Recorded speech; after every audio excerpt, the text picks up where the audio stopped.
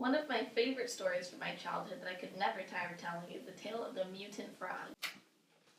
So this one time when I was, I don't know, I was about 7, I would say. Dominic was around 8 or 9.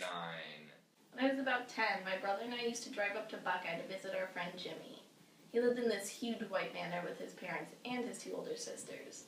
And when we had some friends that lived out in Buckeye that owned a mansion. Me and my sister used to go hang out with. His name was Jimmy. Mostly they used the place to host weddings, but to my brother and me it was a huge forest adventure. They had some pretty crazy stuff. Mazes, ancient trees, fish, lizards, snakes, dogs, you name it. These huge treeway in the back, and we would go walk around, catch snakes and lizards, and I don't know, do what 9-year-olds do in their free time. One of my favorite places to explore was the small canal that surrounded the mansion and the neighboring cornfields. One year, Max, Jimmy, and I decided to search through one of the vertical shafts of the canal that ran next to the front gate. It was like I don't know how to describe it. Did it say it was like a vertical shaft? I, in all of my infinite wisdom, decided that wading around in some dirty black water with catfish and carp was not a good idea. My sister, being my sister, somehow always persuaded me to do the dirty work, and so she gave me a big black net and jumped down in the hole against the frog. I made my brother go in while I provided backup and moral support near the edge with a giant pool net, ready for whatever left out of the water. I had been watching for nearly 10 minutes while my brother floundered around in the water, when all of a sudden he starts flailing around more than usual.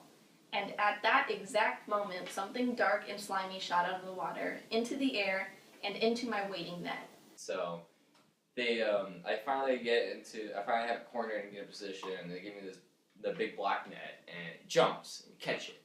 And we pull it out, and as I'm coming out, that's when we realize there's like these giant fish in there. And that when I'm climbing, I got tagged on the catfish. They have the whiskers.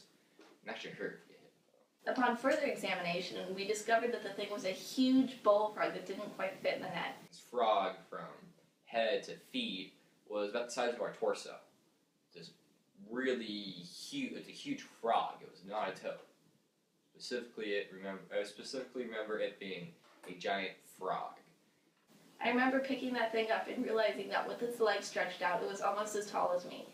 And of course, with such a find, we had to bring it all the way back to my house to show my dad. He was thoroughly impressed. And of course, we have photo documentation.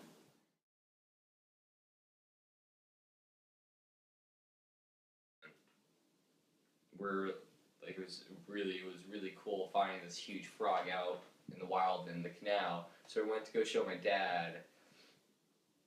And he wouldn't believe that we actually found this thing. And so I mean, it was really fun. We did a lot of adventures walking out there, just catching reptiles and stuff, and that was probably one of our favorite ones.